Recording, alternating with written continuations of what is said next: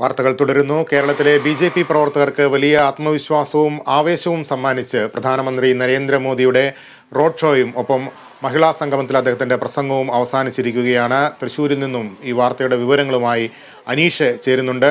Aneesh, Swaraj റൗണ്ടിനെ ഇളക്കിമറിച്ച road show, അതിനുശേഷം കൃത്യമായ രാഷ്ട്രീയ ലക്ഷ്യങ്ങളോടെയുള്ള മോദിയുടെ പ്രസംഗം, എന്തൊക്കെ കാര്യങ്ങളാണ് അദ്ദേഹം സൂചിപ്പിച്ചത്? കൃത്യമായി പറഞ്ഞാൽ വരാനിരിക്കുന്ന ലോക്സഭ തെരഞ്ഞെടുപ്പിനെ ലക്ഷ്യമാക്കി തന്നെയായിരുന്നു പ്രധാനമന്ത്രി നരേന്ദ്രമോദിയുടെ പ്രസംഗം ഉണ്ടായത്. പ്രത്യേകിച്ച് പ്രഖ്യാപനങ്ങളോ അല്ലെങ്കിൽ സുരേഷ് ഗോപി എടുത്തു പറഞ്ഞ ഒരു ഒരു പ്രസംഗമോ ഒന്നും തന്നെ ഉണ്ടായില്ല. മറിച്ച് മോദിയുടെ അല്ലെങ്കിൽ കേന്ദ്ര സർക്കാരിന്റെ വികസന പ്രവർത്തനങ്ങൾ എണ്ണി പറഞ്ഞാണ് പ്രധാനമന്ത്രിയുടെ പ്രസംഗത്തിൽ ഉടനീളം ഉണ്ടായിരുന്നത്. മാത്രമല്ല, ഇടത് വലത് മുന്നണികളെ, ഇന്ത്യ മുന്നണിയെ ഉൾപ്പെടെ രൂക്ഷമായി വിമർശിക്കുന്ന രീതിയിലും അദ്ദേഹം പ്രസംഗത്തിലൂടെ പറയുകയുണ്ടായി. വൈകിട്ട് 4:25 കൃത്യമായി പറഞ്ഞാൽ ആരംഭിച്ച പ്രസംഗം 5:10 അദ്ദേഹം അവസാനിപ്പിച്ചത്. കേരളത്തിലെ എന്റെ അമ്മമാരെ, സഹോദരിമാരെ എന്ന് മലയാളത്തിൽ അഭിസംബോധന ചെയ്താണ് അദ്ദേഹം പ്രസംഗം ആരംഭിച്ചത്. ഹിന്ദിയിലായിരുന്നു പ്രസംഗം. തർജ്ജമ ചെയ്യാനായി കേന്ദ്രമന്ത്രി വി മുരളീധരനാണ് ഉണ്ടായിരുന്നത്. NSS സ്ഥാപകൻ മന്നത്ത് പത്മനാഭനെ അനുസ്മരിച്ചാണ് അദ്ദേഹം പ്രസംഗം ആരംഭിച്ചത്.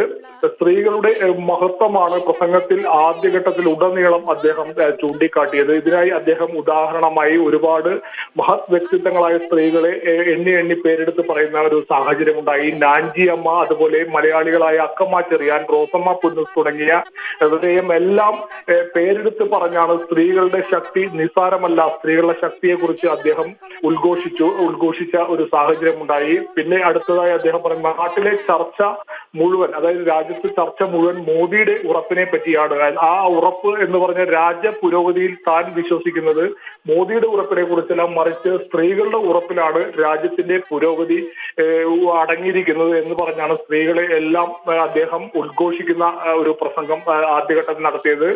സ്വാതന്ത്ര്യത്തിന് ശേഷം ഈ LDFും UDFും പ്രത്യേകിച്ച് കേന്ദ്രം നിരവധി വർഷക്കാലം കോൺഗ്രസ് ഭരിക്കുന്ന ഒരു സാഹചര്യം ഉണ്ടായി. ആ കാലഘട്ടത്തിലൊന്നും വനിതാ സംവരണ ബില്ല് പാസ്സാക്കുന്ന അല്ലെങ്കിൽ അതിനെക്കുറിച്ച് ആലോചിക്കുന്ന ഒരു സാഹചര്യം ഉണ്ടായില്ല. ഈ BJP സർക്കാർ വന്നതിന് ശേഷമാണ് വനിതാ സംവരണ ബില്ല് പാസ്സാക്കിയത്. ഇത് വലിയ നേട്ടമായി ഉയർത്തിക്കാട്ടിയാണ് മോദി പ്രസംഗത്തിൽ പറഞ്ഞത്. അതുപോലെ തന്നെ മുസ്ലിം സ്ത്രീ വിഭാഗങ്ങളെയും അദ്ദേഹം എടുത്തു പറഞ്ഞു. ഇവർക്കായി മുത്തലാഖ് നിരോധിച്ചു. മുത്തലാഖ് നിരോധിച്ചത് BJP ഭരിക്കുന്ന കേന്ദ്ര സർക്കാരാണ്. അതുപോലെ യുവാക്കൾ, കർഷകർ, സ്ത്രീകൾ എന്നീ വിഭാഗങ്ങളുടെ ഉന്നമനമാണ് കേന്ദ്ര സർക്കാർ, BJPയുടെ നേതൃത്വത്തിലുള്ള കേന്ദ്ര സർക്കാരിന്റെ അല്ലെങ്കിൽ തന്റെ ലക്ഷ്യം എന്നാണ് അദ്ദേഹം പറഞ്ഞത്. വനിതാ സംവരണം, സ്ത്രീ സുരക്ഷ ഉൾപ്പെടെ കേന്ദ്ര സർക്കാരിന് കൃത്യമായി പാലിക്കാനായി. ഇതെല്ലാം മോദിയുടെ ഗ്യാരണ്ടിയാണെന്ന് അദ്ദേഹം ഓരോ വരി അവസാനിപ്പിക്കുമ്പോഴും മോദിയുടെ ഗ്യാരണ്ടിയാണ്, ഇത് മോദിയുടെ ഗ്യാരണ്ടിയാണ് എന്ന് എടുത്തു പറഞ്ഞാണ് അദ്ദേഹം പ്രസംഗം മുന്നോട്ട് കൊണ്ടുപോയത്. കഴിഞ്ഞ 10 വർഷക്കാലം സ്ത്രീകൾക്കായി നടപ്പാക്കിയ ഒട്ടുമിക്ക പദ്ധതികളും അദ്ദേഹം എണ്ണി പറയുന്ന ഒരു സാഹചര്യം ഉണ്ടായി. 10 കോടി ഉജ്ജ്വല ഗ്യാസ് കണക്ഷൻ പദ്ധതി, ഇത് മോദിയുടെ ഉറപ്പാണ്. കുടിവെള്ള പദ്ധതി, ഇത് മോദിയുടെ ഉറപ്പാണ്. 11 കോടി ശൗചാലയ പദ്ധതി, അതുപോലെ 1 രൂപയ്ക്ക് സുവിധാ സാനിറ്ററി പാഡ് പദ്ധതി, സ്ത്രീകൾക്കായുള്ള ഇത്തരം നിരവധി പദ്ധതികൾ അദ്ദേഹം എണ്ണി പറയുന്ന ഒരു സാഹചര്യം ഉണ്ടായി. അതുപോലെ മുദ്രാ വായ്പാ പദ്ധതി, പ്രസവാവധി വർദ്ധിപ്പിച്ച സംഭവം, അതുപോലെ വനിതാ സംവരണം പ്രാവർത്തികമാക്കിയത്, സൗജന്യ ചികിത്സാ പദ്ധതി, ഇതെല്ലാം മോദിയുടെ ഉറപ്പാണെന്ന് അദ്ദേഹം എണ്ണി പറയുന്ന ഒരു അക്ഷരാർത്ഥത്തിൽ പറഞ്ഞാൽ ഒരു രാഷ്ട്രീയ പ്രസംഗം തന്നെയായിരുന്നു. വരാനിരിക്കുന്ന ലോക്സഭാ തെരഞ്ഞെടുപ്പിൽ ലക്ഷ്യമാക്കി തന്നെയായിരുന്നു ഇത്തരത്തിലുള്ള പ്രസംഗങ്ങളെല്ലാം. അതുപോലെ തന്നെ കഴിഞ്ഞ വർഷങ്ങളിൽ ലോകത്ത് കൊറോണ പോലുള്ള മഹാമാരി ഉണ്ടായി, അതുപോലെ സുഡാനിൽ സംഘർഷമുണ്ടായി, ഗാസയിൽ സംഘർഷമുണ്ടായി. അവിടെയെല്ലാം നമ്മുടെ മലയാളികൾ ഈ രാജ്യങ്ങളിലെല്ലാം, വിദേശ രാജ്യങ്ങളിലെല്ലാം ജോലി ചെയ്യുന്ന അല്ലെങ്കിൽ പഠിക്കാനായി പോയിരുന്ന ഒരു സാഹചര്യമുണ്ടായി. അവിടെയെല്ലാം ഈ സാഹചര്യത്തിൽ മലയാളികളെ സുരക്ഷിതമായി നാട്ടിലേക്ക് എത്തിക്കാനായത് കേന്ദ്ര സർക്കാരിന്റെ നേട്ടമാണ്. ഇത് കോൺഗ്രസ് സർക്കാർ ആണ് കേന്ദ്രം ഭരിച്ചിരുന്നെങ്കിൽ ഇതൊന്നും നടപ്പാകാൻ ഒന്നും നടക്കില്ലായിരുന്നു എന്ന് അദ്ദേഹം അദ്ദേഹം കോൺഗ്രസിനെ വിമർശിക്കുന്ന ഒരു സാഹചര്യമുണ്ടായി. അതുപോലെ കേരളത്തിലെ കോൺഗ്രസിനെയും BJP-യെയും രൂക്ഷമായി വിമർശിക്കാനും അദ്ദേഹം മറന്നില്ല. കേരളത്തിലെ ഇരു മുന്നണികളും നാടകം കളിക്കുകയാണ്. ഇവർ രണ്ട് പക്ഷമാണെന്ന് വരുത്തി തീർക്കുന്ന തരത്തിലുള്ള നാടകം കളിക്കുക. ഇവർ തമ്മിൽ ശത്രുതയാണെന്നുള്ള രീതിയിൽ നാടകം കളിച്ചാണ് ഇവർ കേരളത്തിൽ ഉള്ളത്. ഇവർ രണ്ടുപേരും ഒരേ മുഖമാണ്. ഇവർ ഒറ്റക്കെട്ടാണെന്ന് തെളിയിക്കുന്നതാണ് ഇന്ത്യ മുന്നണിയിലൂടെ ഇവർ ഒന്നിച്ചത്. ഇന്ത്യ മുന്നണിയെ BJP പരാജയപ്പെടുത്തുമെന്ന് അദ്ദേഹം വെല്ലുവിളിക്കുന്ന ഒരു സാഹചര്യമുണ്ടായി.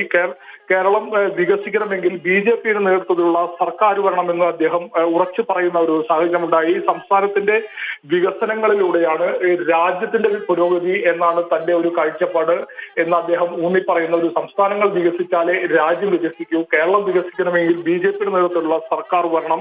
അതുപോലെ സ്വർണ്ണക്കടത്തിനെ കുറിച്ച് അദ്ദേഹം എടുത്തു പറയുന്ന ഒരു സാഹചര്യമുണ്ട്. കേരളത്തിലേറെ വിവാദമുണ്ടായ ഒരു വിഷയമാണ് സ്വർണ്ണക്കടത്ത് വിഷയം. ഇത് ഏത് ഓഫീസ് വഴിയാണ് ഉണ്ടായതെന്ന് എല്ലാവർക്കും അറിയാമെന്നും അദ്ദേഹം പരോക്ഷമായി പേരെടുത്ത് പറയാതെ, മുഖ്യമന്ത്രിയുടെ ഓഫീസിനെ പേരെടുത്ത് പറയാതെ അദ്ദേഹം വിമർശിക്കുന്ന ഒരു സാഹചര്യമുണ്ടായി.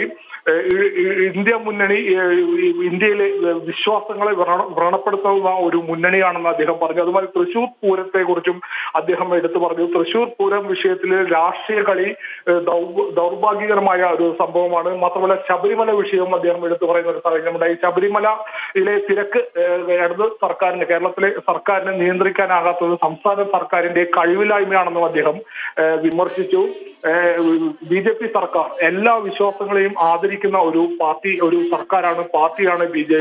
അനീഷ് ഒന്ന് ഇടപെട്ട് ചോദിച്ചോട്ടെ. ഇപ്പോൾ പ്രധാനമായും സജീവമായി നിൽക്കുന്ന ഒരു വിവാദ വിഷയമാണല്ലോ ഈ ക്രൈസ്തവ പുരോഹിതർക്ക് BJP അല്ലെങ്കിൽ പ്രധാനമന്ത്രി ഡൽഹിയിൽ വിരുന്ന് നൽകിയതുമായി ബന്ധപ്പെട്ട വിവാദം. ആ വിഷയത്തിൽ അദ്ദേഹം കാര്യമായ പരാമർശങ്ങൾ നടത്തുകയുണ്ടായോ?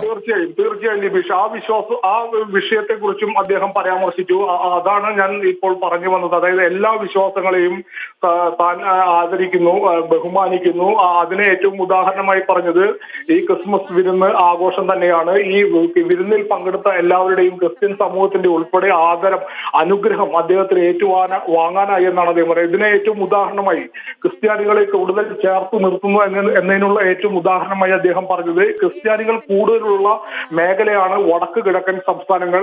അവിടെ ഭരിക്കുന്നത് BJP സർക്കാരാണ്. അതുകൊണ്ട് തന്നെ ക്രിസ്ത്യാനികളെ ആദരിക്കുന്നു, ബഹുമാനിക്കുന്നു എന്നതിന് ഏറ്റവും വലിയ തെളിവാണ് ഈ വടക്ക് കിഴക്കൻ സംസ്ഥാനങ്ങൾ, ക്രിസ്ത്യൻ കമ്മ്യൂണിറ്റികൾ കൂടുതൽ അധിവസിക്കുന്ന വടക്ക് കിഴക്കൻ സംസ്ഥാനങ്ങളിൽ BJP സർക്കാരാണ് അധികാരത്തിലുള്ളതെന്ന് അദ്ദേഹം ചൂണ്ടിക്കാട്ടിയാണ് അദ്ദേഹം ഇതിന് ഒരു ഉത്തമ മറുപടി നൽകിയത്. അതുകൊണ്ട് തന്നെ ഈ വരാനിരിക്കുന്ന തെരഞ്ഞെടുപ്പ് നമുക്കറിയാം, കേരളത്തിലും ക്രിസ്ത്യൻ കമ്മ്യൂണിറ്റി വലിയൊരു അളവിൽ ഉള്ള ഒരു സംസ്ഥാനം കൂടിയാണ്. BJP കേരളം ലക്ഷ്യമാക്കുന്നു. വരാനിരിക്കുന്ന തെരഞ്ഞെടുപ്പിൽ BJP കൂടുതൽ സീറ്റുകൾ കേരളത്തിൽ നിന്ന് ലഭിക്കും. അത്തരത്തിലുള്ള ഒരു കാര്യമാണ് വടക്ക് കിഴക്കൻ സംസ്ഥാനങ്ങളെ ചൂണ്ടിക്കാട്ടി അദ്ദേഹം ക്രിസ്ത്യൻ സമൂഹത്തിനോടായി, കേരളത്തിലെ ക്രിസ്ത്യൻ സമൂഹത്തിനോടായി സൂചിപ്പിക്കുന്ന ഒരു സാഹചര്യം ഉണ്ടായത്. എന്തായാലും തൃശ്ശൂരിലെ ഇത്രയും വലിയ ഒരു സ്ത്രീ സമൂഹം തൃശ്ശൂരിലെ ഈ സമ്മേളന വേദിയിൽ എത്തിയതിന് അദ്ദേഹം നന്ദി പറഞ്ഞാണ് പ്രസംഗം അവസാനിപ്പിച്ചത്. ഭാരത് മാതാക്ക് ജയ് വിളിച്ചാണ് അദ്ദേഹം പ്രസംഗം അവസാനിപ്പിച്ചതും പ്രസംഗം തുടങ്ങിയതും. എന്തായാലും പ്രസംഗം അവസാനിച്ചിരിക്കുന്നു ലിബീഷ്. തൃശ്ശൂരിൽ നിന്ന് അനീഷാണ് വളരെ സമഗ്രമായ വിവരങ്ങൾ, പ്രധാനമന്ത്രിയുടെ റോഡ് ഷോയും അതുമായി ബന്ധപ്പെട്ട അദ്ദേഹത്തിൻ്റെ മഹിളാ ശക്തി സമ്മേളനത്തിലെ പ്രസംഗങ്ങളും സംബന്ധിച്ച വളരെ വിശദമായ വിവരങ്ങളാണ് തൃശ്ശൂരിൽ നിന്നും അനീഷ് ആൻ്റണി നൽകിയത്.